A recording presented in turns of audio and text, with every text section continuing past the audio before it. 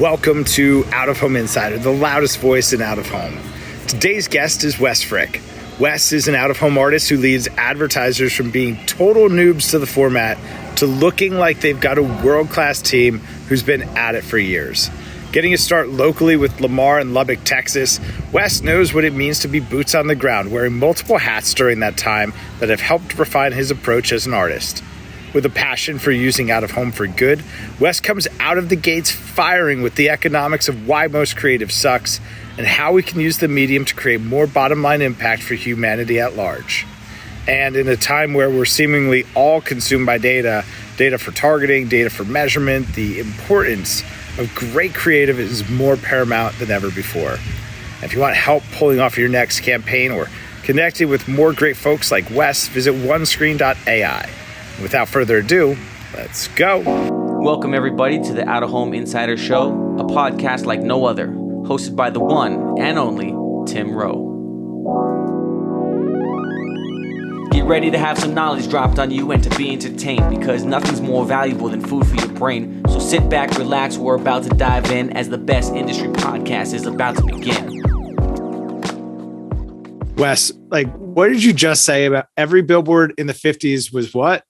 They were good. Okay, why? So every billboard in the 50s was really good because they spent a month on the artwork and they really spent time planning it out. They almost all had extensions and they were they all have their look and feel to them. I mean, if you really go and look back at this stuff, they had multiple extensions. It was all hand painted. They would paint people's faces. They had charged, I think they had said $25 a square foot to paint a face. Wow. But those artists were very well respected and they made money. But in this day and age, it's Photoshop. And for some reason, there's a perceived value that even though we're designing thousands of billboards, the average salary for a billboard artist is from 40 to 70, which is barely a living wage in this day and age, especially if you live in Denver. Right, because there's no manual, because you're not putting on white overalls and painting all day. It's a really important point that you make there. The billboards were good because they had time to make them good. People were paid very well to make them good.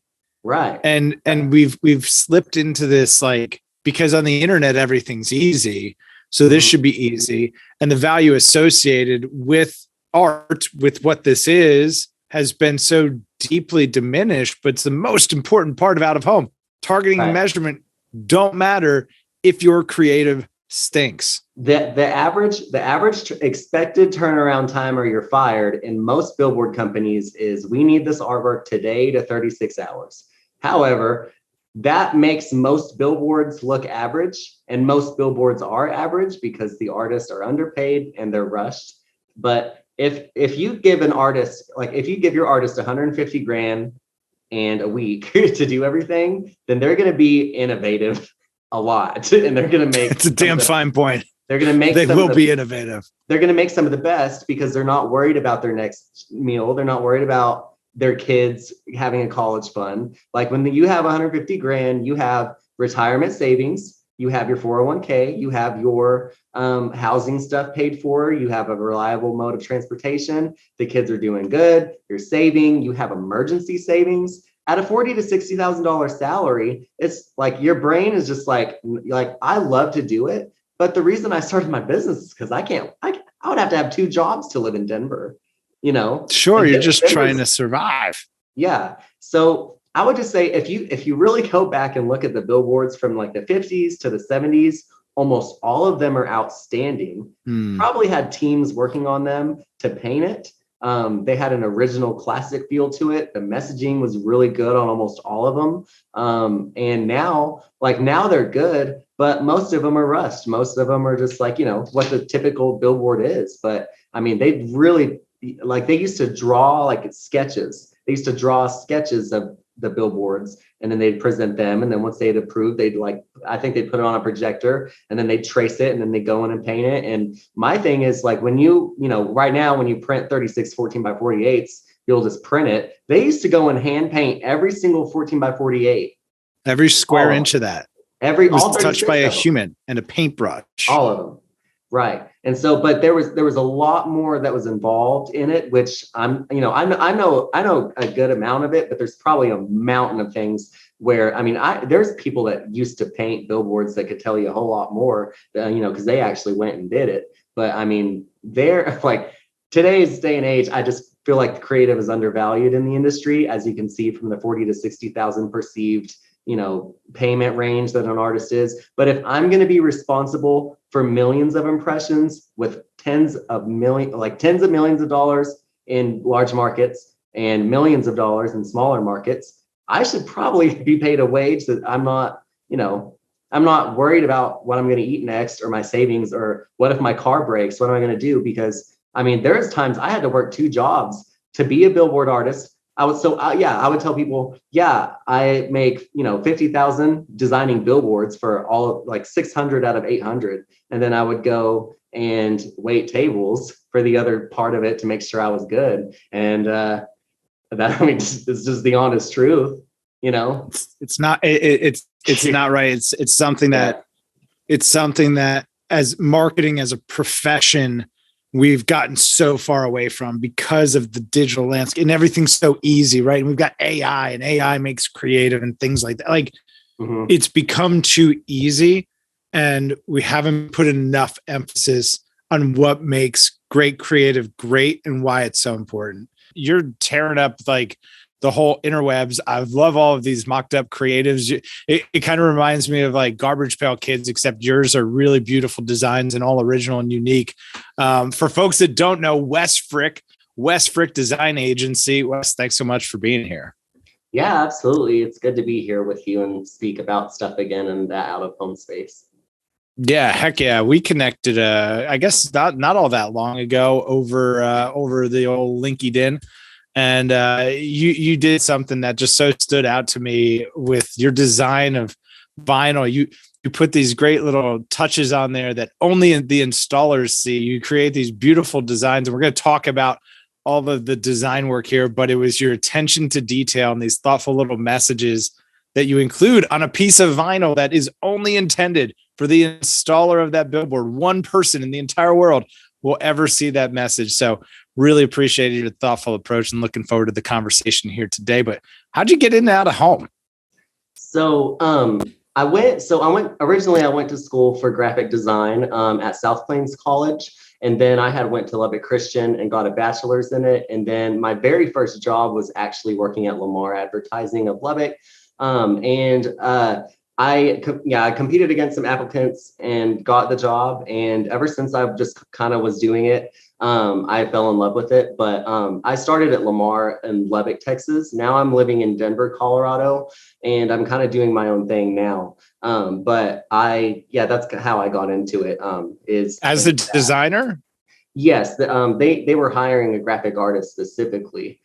So I did that for about like the first year, and then I also was involved with sales, and so I also would help them make one sheets and make proposals. And I've just got to have the opportunity to like meet with everybody and kind of learn like what the operations does, the real estate people, the sales people, like, and kind of a little bit of the office manager billing type of stuff.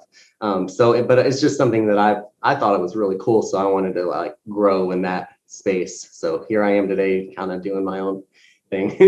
Good for you. So you got into it on the design side, got to do some internal marketing collateral. I think at some point you even spent some time maybe as a chartist or moonlighted, as a chartist. You got to touch a lot of parts of the business there at Lamar and Lubbock, and that certainly evolved into you doing your own thing.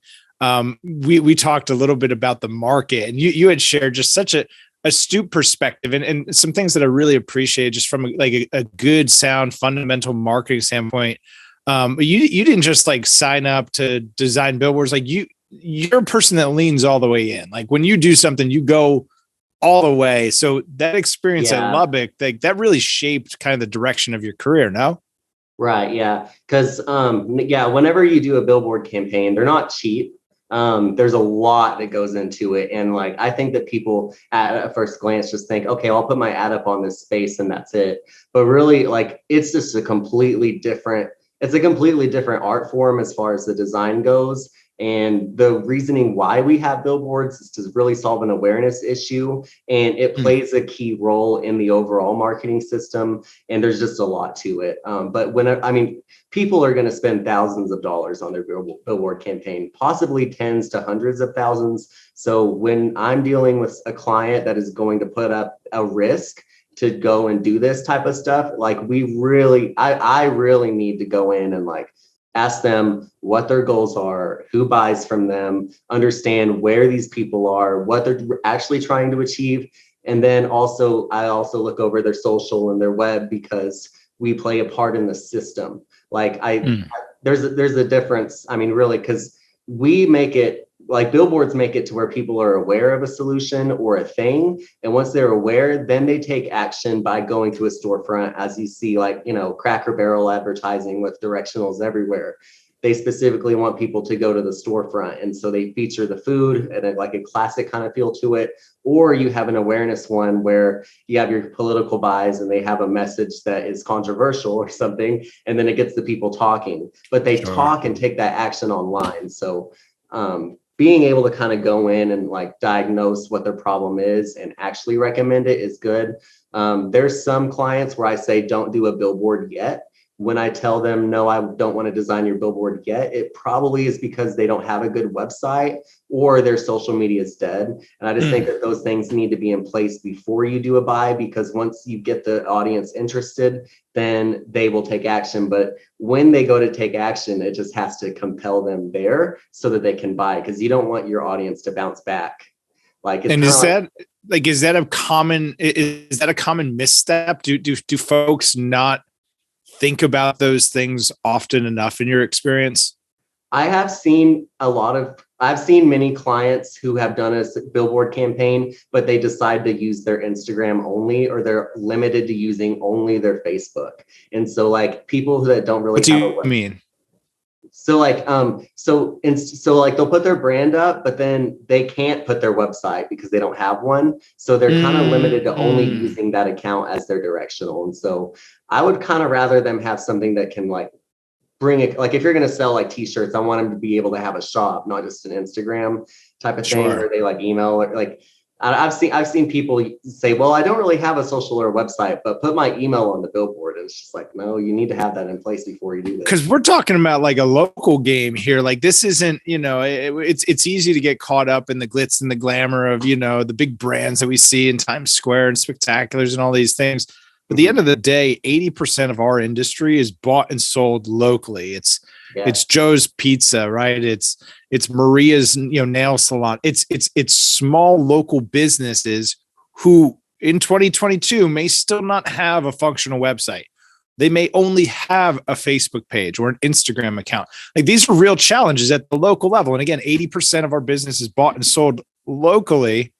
So it's easy to get lost in the big brands, but this is a real challenge at the local level. And you're saying that, hey, before doing a billboard, before me designing you a billboard, like there's some basic block and tackle stuff that we want to make sure we've got right.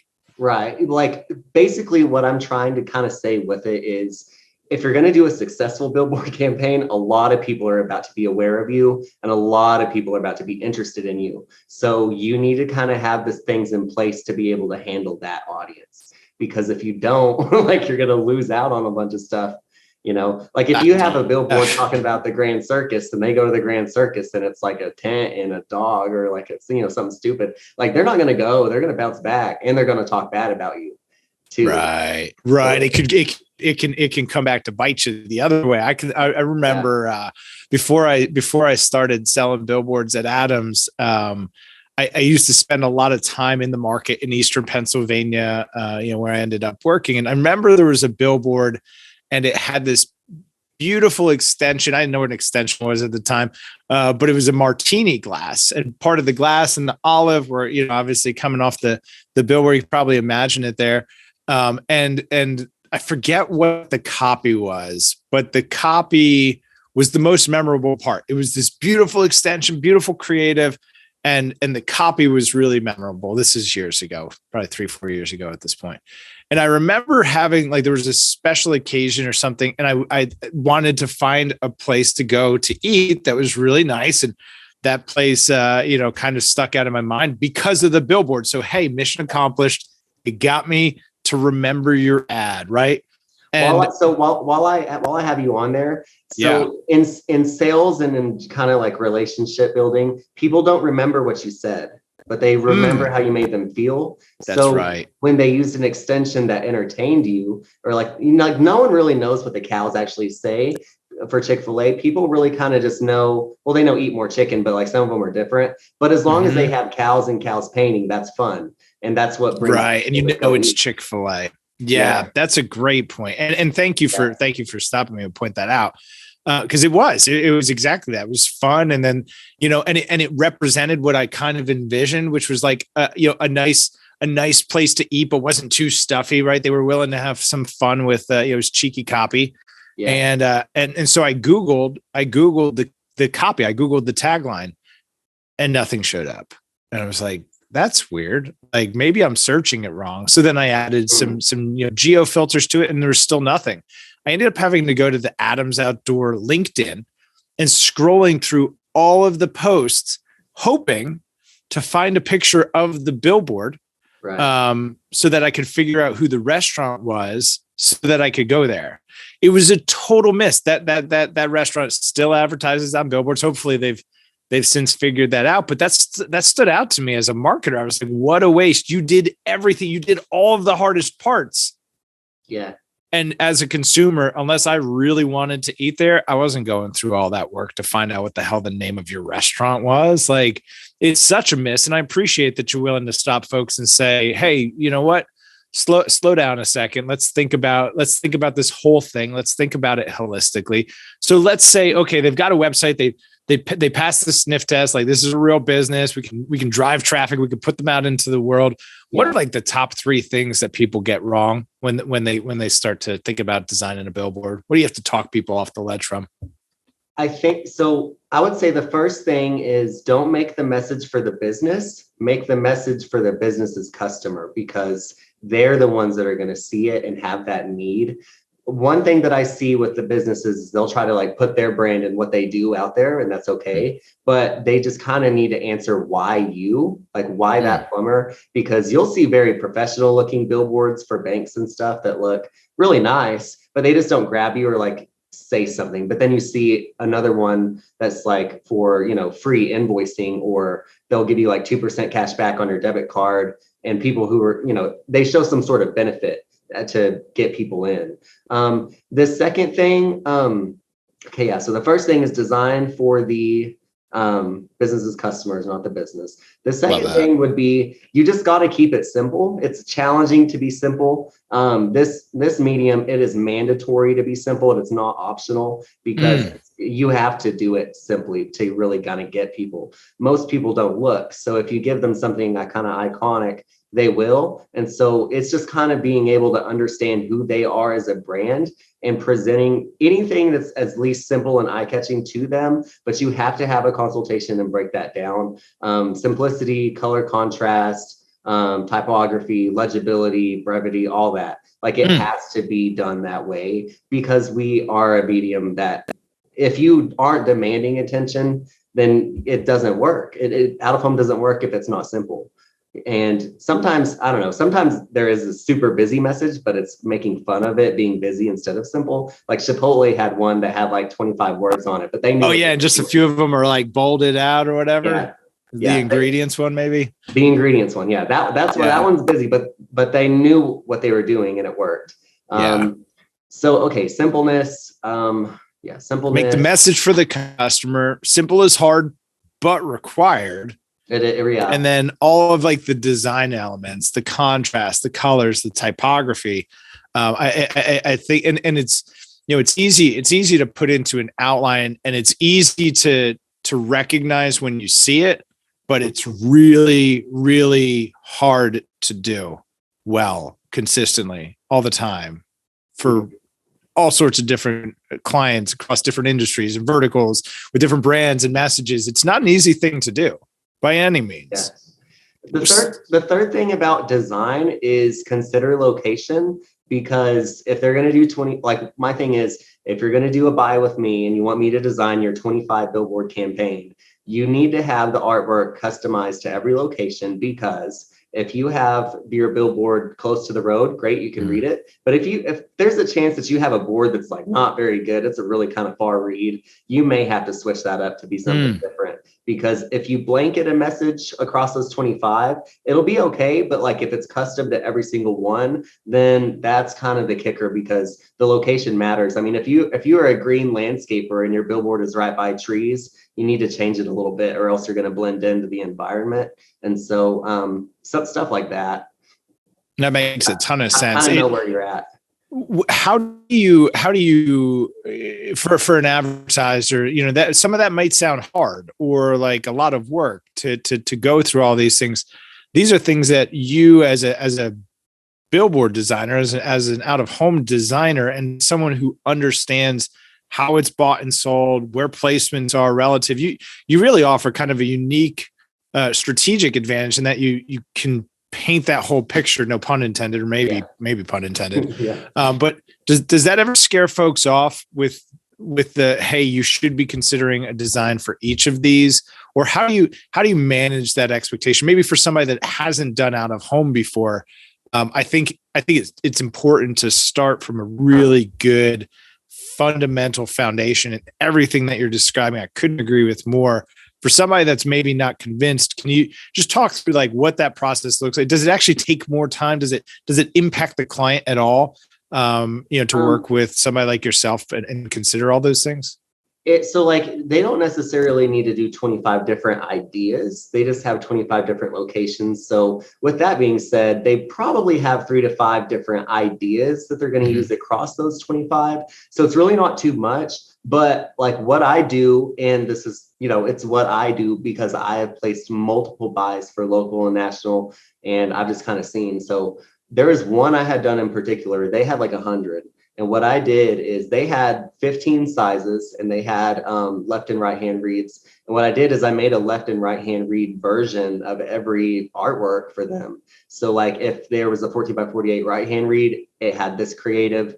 If it had a 14 by 48 left hand read, it had this creative. And maybe, so like the image grabs your attention, right? So if you're on a left hand read, you need your image on the right, because that's kind of pull people over. But then if it's on the right, then it would be on the left type of deal. With that, so basically I don't tell them a lot of that, because I would just rather tell the client, I'll get it done for you.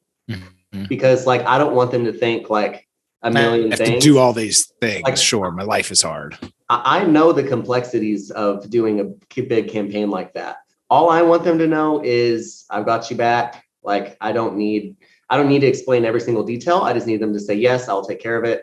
But what I'm going to do is, I mean, if the last big campaign I did, I created like 15 ideas for them, but I also sent the mock-ups. But those ideas, they're like, okay, I love these 3 or 5. And then it's like, okay, send me all the photos the company sent you. And it's like all of these photos. If they don't have it, then if they don't have the photos, which sometimes they don't, that's okay. But I always give it a mock-up, because like when you look at the flat file, just like head on, you're not able to really kind of get it. But seeing it on and approaching close up both makes a tremendous difference in them saying, like, because my thing is like when people try to get really busy with their billboard and they just don't understand it, and they're not really listening to me about it's got to be simple, I'll put it on an approach shot and put it really small. And if they can't see it, then they kind of say, okay, I see what you're saying. Yeah. But that you have to kind of do that. So, but anyway, the best way to answer that question is I don't explain all of that. I just kind of do it. And then once it's done, they kind of grasp it and we just kind of work it that way. That's the magic. That's what's happening behind the scenes. No, I think it's important. It's important for us as an audience to know how to be thinking about it so that we can appropriately, advise advertisers. And I appreciate you going through that.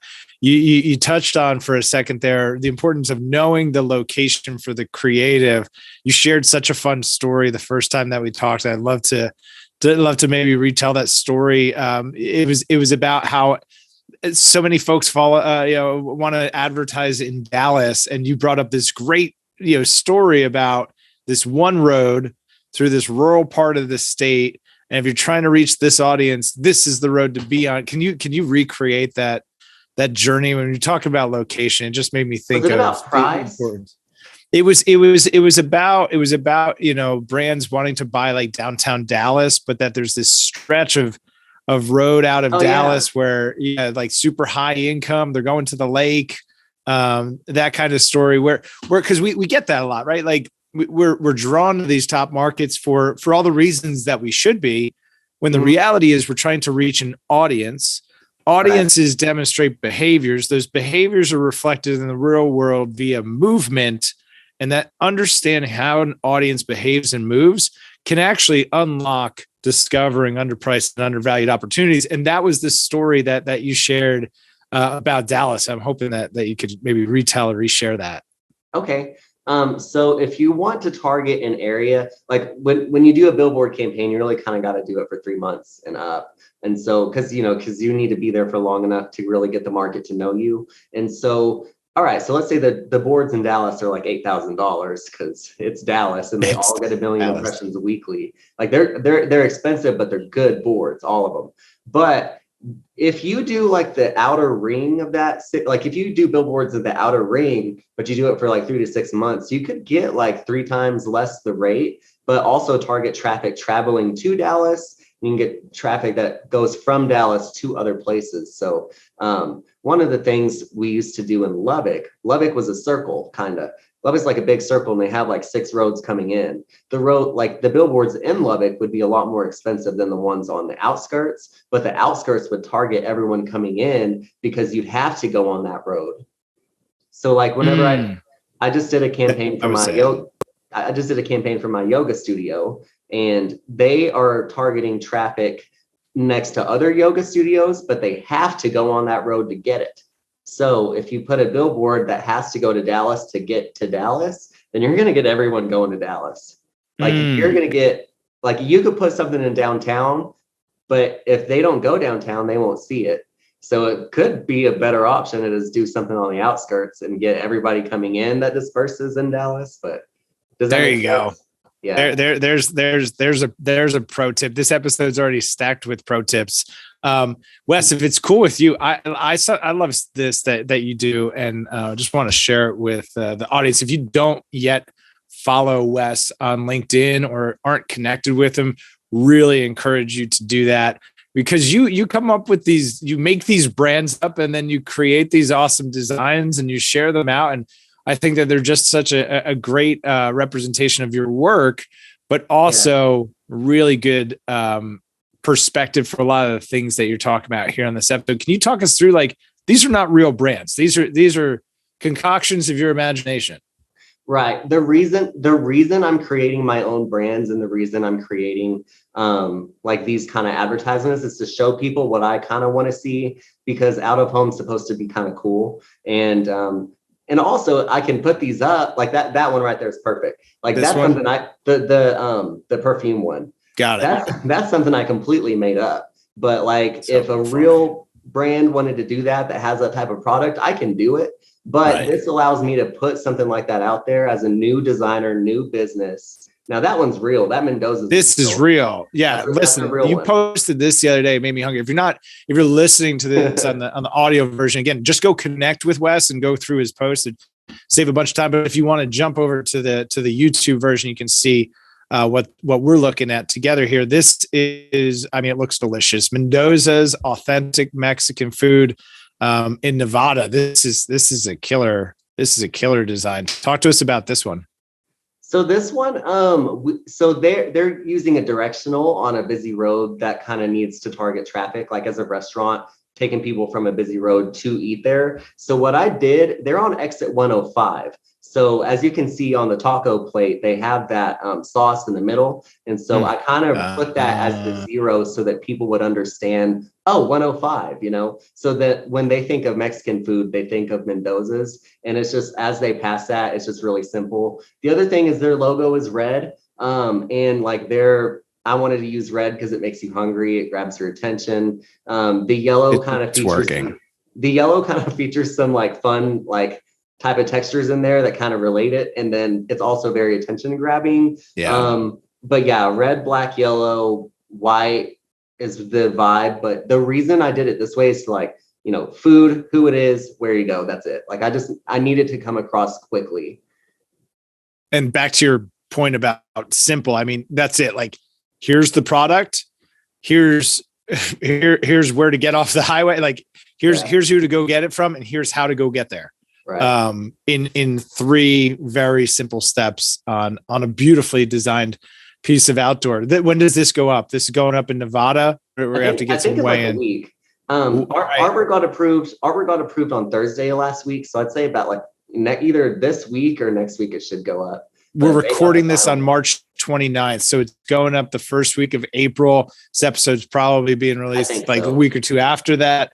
Hopefully somebody in Nevada can find this for us. It looks delicious. I've got to stop looking at it. So now I'm just getting hungry. that one, the dinosaur one's not mine, but I like that. Talk about like 3D, talk about extensions. Like, obviously there's a cost to doing some of these embellishments, but how impactful is it when you're able to do something like this? Again, if you're listening to this, this one you might check out, but this one's really cool. It's for Ripley's Aquarium of the Smokies. Dinosaurs. There's a T-Rex. His face is like ripping through the billboard. His teeth are big, and like talk about that. Talk about embellishments, 3D extensions, all that stuff. How important is it to think about things like that? So if you ask most people that aren't billboard people, like, about the billboards that they know, a lot of them are going to tell you, well, I really kind of like the ones that go off the top. So when you do, when you do it, it works. And so like with this dinosaur, what I would have done to get this effect is you could either get like a toy dinosaur or like a 3D one, and you can turn it, and most of that bottom part can actually be like the vinyl, but it just presents like that 3D effect on the vinyl. And then the top part of that usually built out of wood in the shop, and then they just kind of like print the vinyl and like match it up to there and put it up. But yeah, you just you measure that area, say how many square feet it is, make sure it's within the restrictions of what it's supposed to be, and then you export the file. It looks like they actually have 2. They've got the dinosaur with the metal up top by the eyeball, and then they've got that other one where the top of the metal peeling back is at the very top. So you would export both of those files right above the top. Okay. Yeah. Wow. It's super cool. And it's, it's fun because these are things that, we all experience collectively at the same time, right? I see it at the same time that my son sees it, as the car in the lane next to me sees it. We're all experiencing this collectively. So as a brand, you have an opportunity to entertain and to be thought-provoking and to make people feel something. I had an interesting conversation this morning about a campaign that got pulled off the road for some very aggressive copy, but the intent was there. The intent was there. It was, very, very thought provoking. Can't talk about it here live on the air, but that's it. Like take risks with the brand, for maybe an established brand, a local advertiser who's been around, a family-owned business for 150 years, and we're only, we're perceived a certain way. Maybe I'm an attorney. Things that might not be, Ripley's is fun, right? Dinosaurs are fun. Tacos are fun. Yeah. Law stuff isn't really fun. Insurance can be fun, maybe. But right, like there's some of these industries that aren't typically associated with a good time. How do you approach verticals like that? Well, okay. So with those, you can either be very large with the text, like, a lot of injury attorneys that say like injured, like I had one that had injured like across the whole board, and like, you can't miss it at all. Mm-hmm. And so like, but that's like a regular one, but you can do extensions for any brand. I would believe you just kind of have to see like what about them is cool. Like there's one guy, that I had networked with who does payment solutions. And so basically what he does is he goes into restaurants and sells like the computer for like the payment solutions. But like, forget the copy. I haven't actually made it for him yet, but oh yeah, your POS system where you point of sale. Yeah. And I wanted to say, is your POS a POS? And I wanted to put a POS system, the computer, as an extension, right? Love he is a small business, but that's one that you can do. And like, if you have like a small snow cone factory that's just a mom and pop, put the snow cone big. They've got, well, that's also food, but I mean, insurance people do claims for damage. So when there's damage with life, we have bandages, we have like hurt things, we have car wrecks, we have glass, we have broken glass. We have people that do roofing. Like you can be a handyman. Like a handyman could have a bunch of tools on his billboard doing stuff. That. They don't have to be a national advertiser to really go there. There's one that's real funny on the way to Dallas actually, but it's a dentist. It's a small dentist brand, and it's a big smile, and one of the teeth it's a big smile and the buck teeth are missing, and it says, "Who left the gate open?" But I really that's like awesome. That. Yeah, that's fun. And I think that is one of the superpowers of outdoor, especially in a world where digitally we get so siloed. I feel like I got rid of YouTube altogether because it felt like I'm just getting the same things suggested to me. It's the same people I listen to. It's the same content over and over and over. And outdoor is a great way to find new reach and introduce to people to things that they haven't thought about, or, that they've been digitally excluded from. And I think that's a pretty important superpower that out of home has. So with that, I know that, personal to you is initiative around, helping the community. You're always so eager to give back, and you do a lot of work for nonprofits with your design work. Talk to me about, why is that important to you, Wes? Like why is the nonprofit work so important?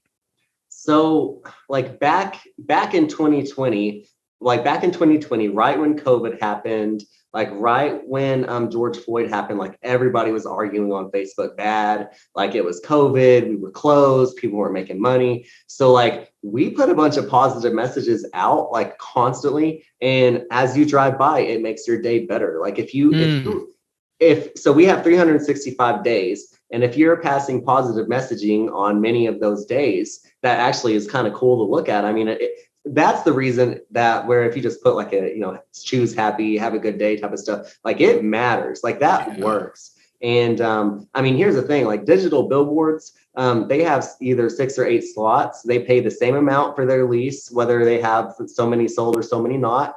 But if you have the space, use it for good. I would say I've been able to help countless PSAs, but the reason is because it raises awareness for that PSA. It raises awareness of the need, like, or that there's a solution out there for common problems. Like, for CASA, it was court appointed protective or something. It was something. Sorry, I don't remember what it stands for. No. It sounds like a mouthful. It's court appointed people that help children in court when they have to go and like be in court and stuff. Right. Like a child's advocate.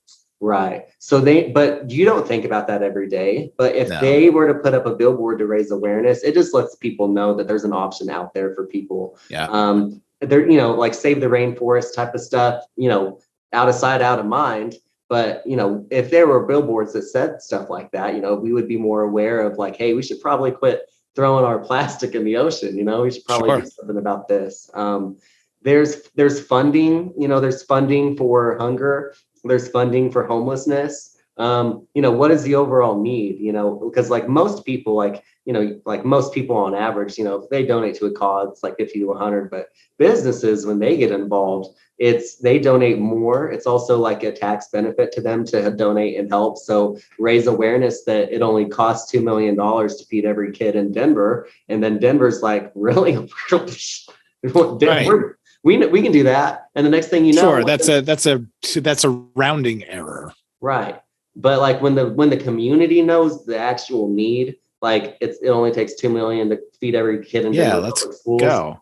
Then that's what drives people to say, yes, we donated. And then they have enough for they need to feed the kids for the year. But one of the other things is there's a program and they do that for the school year. But then, in the summer, like what happens? Like there's nothing there. But so like, what if there was a billboard that said, hey, school kids who can't eat lunch, what about, this option for you during the summer, or, get free lunches for kids, every day in the summer. Like that would make a big difference in the lives of people. Because what you can know is some of the families that have a hard time move many places. So it's hard to target them by direct mail. It's hard to tell these people where their options are. And so like with an out-of-home campaign that raises that much awareness, it would let them know, hey, I can go to this place and I can feed my kid there. Like that's just the biggest thing.